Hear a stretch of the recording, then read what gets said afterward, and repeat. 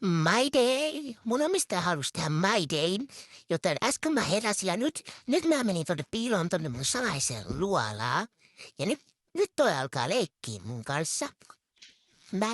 Toi alkaa leikkiä mun kanssa. Ja nyt mua ei oikein kiinnosta.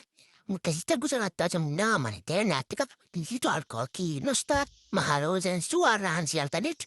Nyt se vitsi lähti irti. Noniin, no. Yes. Eli, eli meillä on ainakin 20 minuuttia alkoa, niin on leikkimistä. Mihin pallo katosi? Niin, mihin pallo meni? Ja täällä se on mun salaisessa tukikohdassa.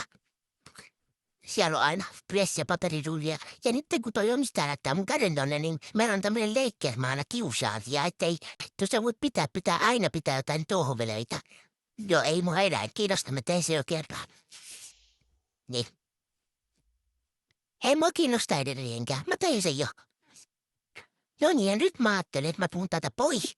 Ei kun en mä mättä, mua pelotti.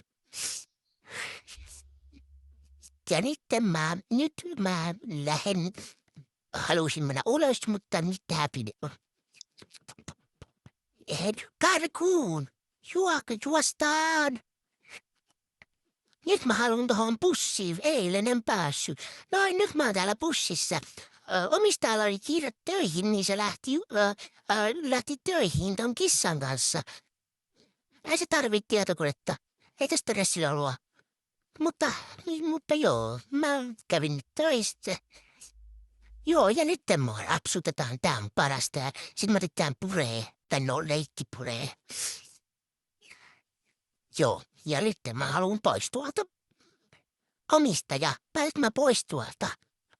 Joo, pääset. Mutta kiitos, kun katsoit videon. Muistakaa tykätä, tilataan katsoa mun edellinen video. Kiitos.